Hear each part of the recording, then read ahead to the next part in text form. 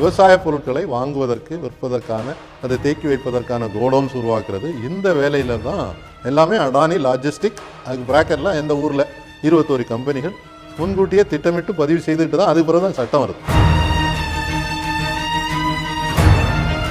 அவங்களுக்கு பல ஒப்பந்தங்கள் அரசாங்கத்தின் கிடைத்ததன் விளைவாக உலக பணக்காரர்களில் 47வது இடத்துல இருந்து இன்னைக்கு 2வது இடத்துக்கு வந்துட்டார். இந்த சட்டங்கள் இந்த நாட்டில் இருக்கக்கூடிய ஒரு சில மிகப்பெரிய கார்ப்பரேட் நிறுவனங்களுக்கு சாதகமாக ஏற்றப்பட்டிருக்கிறது. 2014 நடந்த தேர்தலில் அடானியோட விமானத்தை தான் மோடி முழுக்க முழுக்க பயன்படுத்தணும். சென்னை ஏர்போர்ட்டில் நான் கண்கூடாக பார்த்துருக்கேன். அந்த விமானத்திலிருந்து அவர் இறங்கி வரவர். கௌதம் அடானியை பொறுத்தவரையில் காசு இல்லாமல் இல்லை. அவரால் படிப்புக்கு லாயக்கில்லைன்னு அவரே முடிவு பண்ணி வெளியில் வந்துட்டார். 2002 குஜராத்தில் நடந்த ஒரு மிகப்பெரிய கலவரம். அதிலிருந்து அவருக்கும் இவருக்கும் ரொம்ப நெருக்கம் அதிகமாகுது. குஜராத்தில் அவருக்கு நிறைய கான்ட்ராக்ட் கிடைக்குது.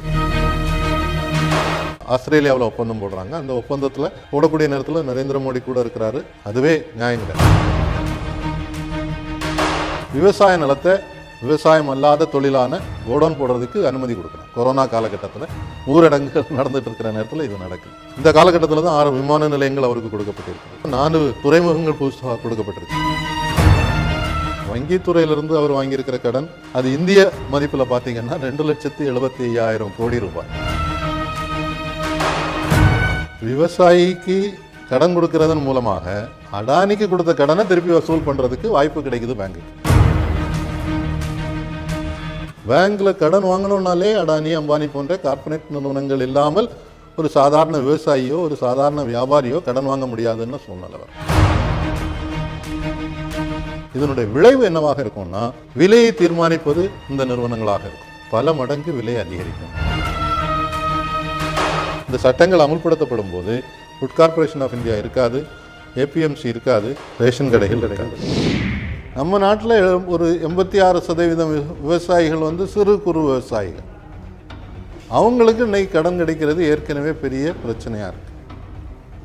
பேங்க்குகளும் என்ன பார்க்குதுன்னு சொன்னால் கொடுத்த பணம் திருப்பி வரணும்னாக்கி ஏதாவது ஒரு ஒப்பந்தம் இருந்தால் நல்லாயிருக்கும். அதில் இப்போ நீங்கள் கல்வி கடனே எடுத்துக்கிட்டிங்களா, காலேஜில் பேங்கோட டைஅப் அரேஞ்ச்மெண்ட் இருந்தால் உங்களுக்கு ஈஸியாக கிடச்சிரும். நீங்களாக போய் ஒரு பேங்க் லோனுக்காக கல்விக்கு நான் இன்ஜினியரிங் ஜாயின் பண்ணியிருக்கிறேன், என் ஃபேமிலியில் இப்போ தான் முதலாக ஒரு காலேஜுக்கே போகிறோம், எங்களுக்கு ஒரு கடன் வேணும்னாக்கி கிடைக்கிறது இல்லை. இதே மாதிரி தான் விவசாய கடன்லேயும் நடக்க போகுது. ஏற்கனவே கொஞ்சம் நடந்துகிட்டு இருக்கு. இப்போ குறிப்பாக பார்த்தீங்கன்னு சொன்னால் மாம்பழ விவசாயிகள், அதே மாதிரி கரும்பு விவசாயிகள் பார்த்தீங்கன்னா ஏற்கனவே சின்ன அளவில் கான்ட்ராக்ட் ஃபார்மிங் செய்துட்ருக்காங்க. அப்போ அந்த ஒப்பந்தம் ஒரு கம்பெனியோடு இருந்ததுன்னு சொன்னால் அந்த கம்பெனி பேங்குக்கு ஒரு லெட்ரு கொடுக்குது, நாங்கள் இவர்கிட்ட இருந்து பொருளை வாங்கிக்கிடுறோம், அதுக்கான காசு உங்கள் பேங்க் மூலமாக கொடுப்போம். அப்போ உங்களுக்கு பணம் கடன் கொடுத்தது வசூல் பண்ணுறது ஈஸியாக இருக்குது. இந்த சட்டங்களை பொறுத்தவரையில் இந்த சட்டங்கள் இந்த நாட்டில் இருக்கக்கூடிய ஒரு சில மிகப்பெரிய கார்ப்பரேட் நிறுவனங்களுக்கு சாதகமாக ஏற்றப்பட்டிருக்கிறது. அதுக்கான என்ன தயாரிப்பு நடந்திருக்குதுன்னு பார்த்தீங்கன்னா, ஒன்று அம்பானியினுடைய ரிலையன்ஸ் ஃப்ரெஷ் இருக்குது. அவங்களுக்கு ஒரு பெரிய நெட்வொர்க் இன்றைக்கி இருந்துகிட்டு இருக்கு. இப்போ ஜியோ வந்திருக்குது, ஜியோ பேமெண்ட் பேங்க் வேறு தொடங்கியிருக்காங்க. அடானியை பொறுத்தவரையில் அடானியினுடைய கம்பெனி ஏற்கனவே ஒரு 6 விமான நிலையங்கள் 12 துறைமுகங்கள் அவங்க கைவசம் வச்சுருக்காங்க. இந்தியாவில் இருக்கக்கூடிய தனியார் மின் உற்பத்தி நிறுவனங்களில் மிகப்பெரிய நிறுவனமாக அடானி இருக்குது. ஆனால் அவங்க திடீர்னு பார்த்தீங்கன்னா விவசாயத்துக்குள்ளே நுழையிறாங்க. ஏற்கனவே அடானி வில்மார்னு ஒரு சிங்கப்பூரோட ஒப்பந்தம் போட்ட ஒரு கம்பெனி இருந்தது. அவங்க கோதுமை, அரிசி, பல பொருட்கள் விற்பனை செய்து ஃபார்ச்சூன் பிராண்டு அப்படி ஒரு 12 பிராண்ட் நேமில் விற்பனை செய்துட்டு இருக்காங்க. அது பெரிய அளவுக்கு வெற்றிகரமாக போகலை. இப்போ அவங்க என்ன பண்ணுறாங்கன்னு சொன்னால் கடந்த 2 வருஷத்தில் பார்த்தீங்கன்னா புதுசாக நிறைய கம்பெனி பதிவு செய்திருக்காங்க. எல்லாமே அடானி லாஜிஸ்டிக் அதுக்கு பிராக்கெட்டில் எந்த ஊரில் பதிவு செய்கிறாங்களோ அந்த ஊர் போட்டு 21 கம்பெனி பதிவாயிருக்கு. அவங்களுக்கு பல ஒப்பந்தங்கள் அரசாங்கத்தின் கிடைத்ததன் விளைவாக பணக்காரர்களில் 47வது இடத்துல இருந்து இன்னைக்கு 2வது இடத்துக்கு வந்துட்டார். கௌதம் அடானியை பொறுத்தவரையில் ஒரு கல்லூரி படிப்பில் சேர்ந்துட்டு அவரால் படிக்க முடியாமல் இடையில நிறுத்தினவர். காசு இல்லாமல் இல்லை, அவரால் படிப்புக்கு லாயக்கில்லைன்னு அவரே முடிவு பண்ணி வெளியில் வந்துட்டார். அதுக்கு பிறகு சின்ன அளவில் டைமண்ட், அதை வந்து டைமண்ட் சேல்ஸ் கூட கிடையாது, டைமண்ட் புரோக்கராக இருந்திருக்கார் டைமண்ட் விற்பனைக்கு. அப்புறம் கொஞ்சம் பிளாஸ்டிக் இறக்குமதி, அந்த பிளாஸ்டிக் தொழில் செய்துட்டு இருந்திருக்கிறார். இந்த செய்ய ஆரம்பிக்கும் போது ஸ்டேட் பேங்க் ஆஃப் இந்தியாவில் போய் கடன் கேட்குறாரு. பிரதமரின் வேலைவாய்ப்பு திட்டத்தின் கீழே செல்ஃப் எம்ப்ளாய்மெண்ட்டுக்கு எனக்கு ஒரு லோன் தாங்க. அப்போ அங்கே இருக்கக்கூடிய அதிகாரிகள் அவரை பற்றி அவருடைய பின்னணி எல்லாம் பார்த்துட்டு இது வந்து முடியாது, இவருக்கு அதுக்கான லாயக்கில்லை, இந்த பணம் திருப்பி வராதுன்னு கடன் கொடுக்கலன்றத என்னோட சக ஊழியராக இருந்த ஒரு அதிகாரி அகமதாபாத்திலேருந்து சொன்னார். ஆனால் அதுக்கு பிறகு அவருக்கு பார்த்தீங்கன்னு சொன்னால் அவர் கொஞ்சம் அரசியல்வாதிகளோட தொடர்பு வச்சுட்டு அரசாங்கத்திலேருந்து சில ஒப்பந்தங்கள் வாங்குறதுன்னு முதல்ல முந்த்ரா துறைமுகம்னு ஒரு துறைமுகத்துக்குள்ளே நுழைகிறார். அப்போ காங்கிரஸ் ஆட்சி இருக்கக்கூடிய நேரத்தில் இன்றைக்கும் அந்த முந்த்ரா துறைமுகம் லாபத்தில் ஓடலை. முந்த்ராவிலேருந்து இது மின்சார உற்பத்தியும் பண்ணுறாங்க, அதுக்கு அரசாங்கம், குஜராத் அரசாங்கம் தான் மானியம் கொடுத்துட்ருக்கு நஷ்டத்தில். அதுக்கு பிறகு அவருக்கு என்ன ஒரு பெரிய முன்னேற்றம் வருதுன்னா 2002 குஜராத்தில் நடந்த ஒரு மிகப்பெரிய கலவரம், 1000 பேருக்கு மேலே செத்து போன சூழ்நிலையில் பெரிய தொழிலதிபர்கள் கூட முதலமைச்சராக இருந்த நரேந்திர மோடி அவர்கள் நடந்துக்கிட்ட விதம் சரியில்லைன்னு விமர்சிக்கக்கூடிய நேரத்தில் இவர் கொஞ்சம் தொழிலதிபர்களை ஒருங்கிணைத்து வைப்ரண்ட் குஜராத் சமிட்னு சொல்லி ஒரு வியாபாரிகள் தொழிலதிபர் முனைவோர்களோட மாநாடு நடத்துகிறார். அதிலிருந்து அவருக்கும் இவருக்கும் ரொம்ப நெருக்கம் அதிகமாகுது. குஜராத்தில் அவருக்கு நிறைய கான்ட்ராக்ட் கிடைக்குது. அதில் வந்து மோடிக்கு அவர்கிட்ட சந்தோஷமாக நமக்கு ஒரு ஆதரவு திரட்டி தர்றாருன்னு அவருக்கு உள்ள நெருக்கத்தினால அவருக்கு பல ஒப்பந்தங்கள் குஜராத்தில் கிடைக்குது. 2014 நடந்த தேர்தலில் அடானியோட விமானத்தை தான் மோடி முழுக்க பயன்படுத்தினார்.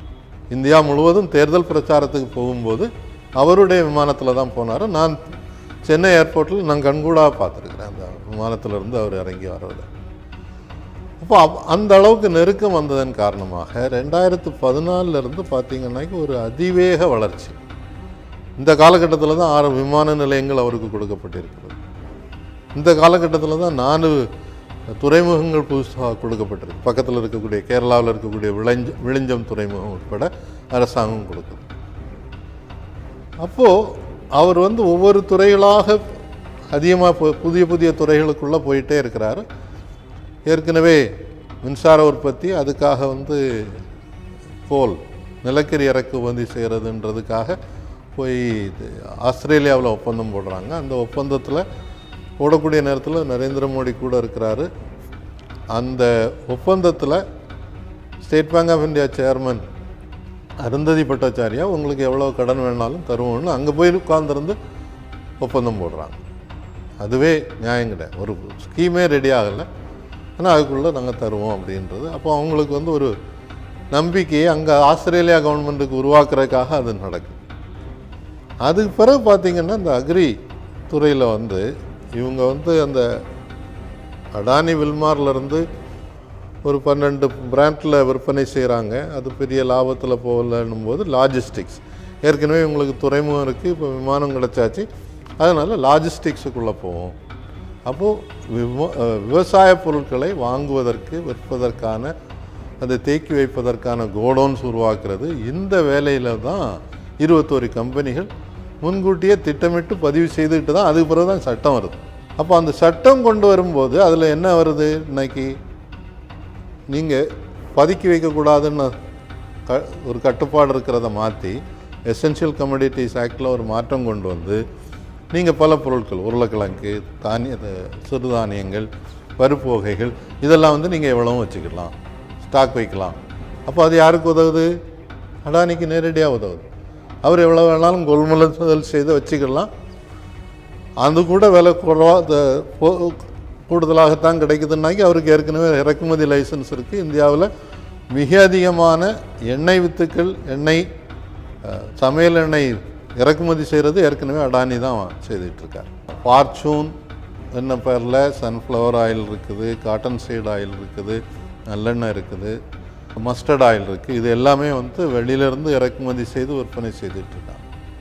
இப்போ இந்த அடானி லாஜிஸ்டிக்ஸுக்கு வந்து மே 21 ஹரியானா கவர்மெண்ட்லேருந்து 23 ஏக்கர் நிலம் விவசாய நிலத்தை விவசாயம் அல்லாத தொழிலான கோடவுன் போடுறதுக்கு அனுமதி கொடுக்குறாங்க.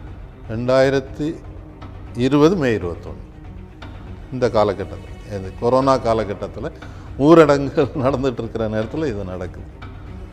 அதுக்கு ஒரு மாதம் கழித்து தான் இந்த அறிவிப்பு வருது, புதிய சட்டங்கள் கொண்டு வர்றோம். இந்த சட்டங்கள் கொண்டு வந்ததுனால இன்னைக்கு வங்கித்துறையில் என்ன நடக்கும்னு பார்த்தீங்கன்னு சொன்னால், ஏற்கனவே நான் சொன்னேன், ஒரு கான்ட்ராக்ட் இருந்ததுன்னா எங்களுக்கு கடன் கொடுப்பது ஈஸியாக இருக்குது. அப்போ என்ன செய்வாங்கன்னு சொன்னால், பேங்க்குகளில் ஒரு விவசாயி கடனுக்கு போகும்போது, என்ன விவசாயம் பண்ணுறீங்க? அரிசியெல்லாம் வந்து இப்போ பெரிய டிமாண்ட் இல்லைங்க, அவங்க அடானி கம்பெனிலேருந்து கோதுமை போட்டால் நல்லதுன்னு சொல்கிறாங்க, ஒரு கான்ட்ராக்ட் போட்டுட்டு வாங்க, அவங்கள்ட்ட ஒரு லெட்டர் தருவாங்க, அது கொண்டு வந்தாச்சுன்னா உங்களுக்கு லோன் ஈஸியாக கிடைக்கும், நாங்கள் வசூல் பண்ணுறது அவங்கள்ட்ட வசூல் பண்ணி ஈஸியாக பேங்க் உங்களுக்கு விவசாயி கடன் கொடுக்குது. அதே அடானிக்கு விவசாயிட்டேருந்து பொருள் வாங்குறதுக்கும் கடன் யார் கொடுக்கும்? இதே பேங்க்கு கொடுக்கும். இன்றைக்கி வங்கியில் துறையில் பார்த்தீங்கன்னு சொன்னால், ஒரு ரிப்போர்ட் சமீபத்தில் வந்திருக்குது, வங்கித்துறையிலிருந்து அவர் வாங்கியிருக்கிற கடன் வந்து பில்லியனில் பார்த்தீங்கன்னா $21 பில்லியன். அதே மாதிரி பாண்ட் மார்க்கெட்டில் ஒரு $7 பில்லியன் வாங்கி மொத்தம் $30 பில்லியன் அவங்களுக்கு கடன் இருக்குது. அது இந்திய மதிப்பில் பார்த்தீங்கன்னா 2,75,000 கோடி ரூபாய். இந்த பணம் திருப்பி வரணும்ல பேங்குக்கு கொடுத்த கடன். இந்தியாவில் இருக்கக்கூடிய எல்லா பேங்கும் அவங்களுக்கு கடன் கொடுத்துருக்குன்னு சொல்லி, சில சின்ன பேங்கில் விட்டுட்டு எல்லா பொதுத்துறை வங்கிகள், ஸ்டேட் பேங்கில் இருந்து ஆரம்பித்து, அதே மாதிரி இப்போ தனியார் வங்கிகளில் பெரிய வங்கிகளாக இருக்கக்கூடிய ஆக்சிஸ், HDFC, ICICI எல்லாருமே கடன் கொடுத்துருக்காங்க. அதே மாதிரி 4 வெளிநாட்டு வங்கிகள் கடன் கொடுத்துருக்காங்க. இப்போ இந்த கடன் கொடுத்தது திருப்பி வரணும்ல, அதுக்கு வந்து பேங்குக்கு இந்த கான்ட்ராக்ட் ஃபார்மிங்கை உதவிச்சு, நீ இன்ன பொருளை உற்பத்தி செய்து அந்த பொருளுக்கு கான்ட்ராக்ட் இருந்ததுன்னா நான் உங்களுக்கு கடன் தரேன். விவசாயிக்கு கடன் கொடுக்கறதன் மூலமாக அடானிக்கு கொடுத்த கடனை திருப்பி வசூல் பண்ணுறதுக்கு வாய்ப்பு கிடைக்குது பேங்குக்கு. அதுக்கு இந்த கான்ட்ராக்ட் ஆக்ட் வந்து வழிவகுக்குது. சும்மா போய் சந்தையில் நீங்கள் எங்கே வேணாலும் விற்றுக்கலாம், எங்கே வேணாலும் அதெல்லாம் நடக்க போகிறதில்ல. என்னைக்கு இந்த மினிமம் சப்போர்ட் ப்ரைஸ் சொல்கிறாங்க இல்லையா, குறைந்தபட்ச விலை தீர்மானம் பண்ணுறது, அதுக்குன்னு ஒரு நிறுவனம் தான் இன்றைக்கி இருக்கக்கூடிய agriculture produce marketing corporation.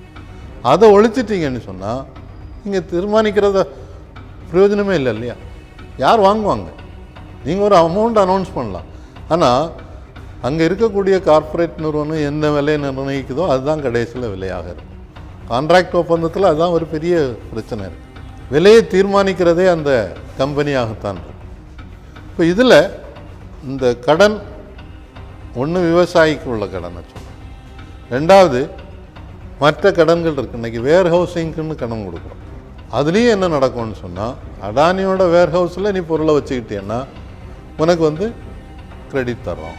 So விவசாயிகளுக்கான கடன் அடானி மூலமாக வசூல் பண்ணுறதுக்கு அடானிக்கு கடன் கொடுக்கறது, விவசாயிக்கும் கடன் கொடுக்கறதுன்றது ஒரு பக்கம். ரெண்டாவது வியாபாரிகள் பெரிய அளவில் கொள்முதல் செய்து கொண்டு போய் வேர்ஹவுஸ்னு சொல்லக்கூடிய கோடவுனில் வந்து கிட்டங்கிகளில் வைக்கிறாங்க. அப்போ பேங்க் என்ன சொல்லணும்னா, நீ அடானியோட வேர்ஹவுஸில் வச்சு வேர்ஹவுஸ் ரெசிப்ட் கொண்டு வந்தால் உனக்கு கடன் கிடைக்கும். அப்போது கட்டாயப்படுத்தப்படுறீங்க, உங்களுக்கு கடன் கிடைக்கணும்னா அவங்கள்ட்ட போனால் தான் கிடைக்கும் அப்படின்னு ஒரு கட்டாய சூழ்நிலை வருது. அதே மாதிரி பெரிய அளவுக்கு வியாபாரம் செய்யக்கூடிய பெரிய நிறுவனங்கள் இருக்குது, மொத்த பெரிய சூப்பர் மார்க்கெட் அந்த மாதிரி, அவங்கள்ட்ட என்ன சொல்லுவாங்கன்னா, கடனுக்கு போகும்போது சரி நீங்கள் என்னெல்லாம் விற்பனை செய்வீங்க, என்னென்ன பொருள், ஓகே அடானிகிட்டேருந்து ஒரு கான்ட்ராக்ட் போட்டுக்கிடுங்களேன், அவங்க ப்ராடக்ட்ஸ் நிறைய இருக்குல்ல, அது வந்து உங்களுக்கு பிரயோஜனமாக இருக்கும், கடன் நாங்கள் தர்றோம், ஆனால் அவங்கள்ட்ட இருந்து ஒரு ரெக்கமெண்டேஷன், ஒரு லெட்டர் மட்டும் வாங்கிட்டு வந்துடுங்க. அப்போது உங்களுக்கு நீங்கள் பர்ச்சேஸ் நீங்கள் அங்கே பண்ணிக்கிடுவீங்க, பேமெண்ட் பண்ணும்போது எங்களுக்கு பணம் வந்துடும், அதை நாங்கள் கண்காணிக்கிறதுக்கும் ரெக்கவர் பண்ணுறதுக்கும் ஈஸியாக இருக்கும். ஸோ இது என்ன நிலைமைக்கு கொண்டு போக விடணும்னாக்கி, பேங்கில் கடன் வாங்கணுன்னாலே அடானி, அம்பானி போன்ற கார்ப்பரேட் நிறுவனங்கள் இல்லாமல் ஒரு சாதாரண விவசாயியோ ஒரு சாதாரண வியாபாரியோ கடன் வாங்க முடியாதுன்னு சூழ்நிலை வரும். இதனுடைய விளைவு என்னவாக இருக்கும்னா, விலையை தீர்மானிப்பது இந்த நிறுவனங்களாக இருக்கும். இன்றைக்கி வந்து அரிசி கோதுமை பருப்பு வகைகள் கிடைக்கக்கூடிய விலையிலிருந்து பல மடங்கு விலை அதிகரிக்கும்.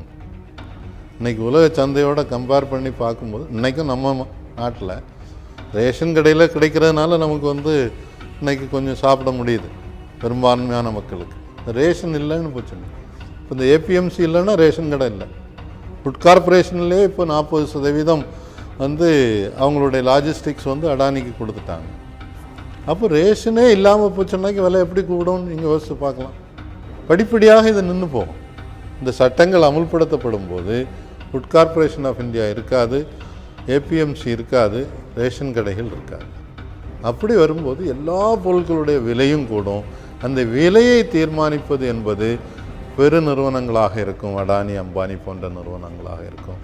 அதை புரிஞ்சுக்கிட்டு தான் விவசாயிகள் என்ன சொல்கிறாங்கன்னா, இந்த ப்ராடக்ட்ஸை பாய்காட் பண்ணுங்கள், அடானி ப்ராடக்டையும் அம்பானி ப்ராடக்டையும் இப்போதைக்கு பாய்காட் பண்ணுங்கன்னு கேட்டிருக்காங்க. அது ஒரு நியாயமான கோரிக்கை என்று கருதுகிறேன்.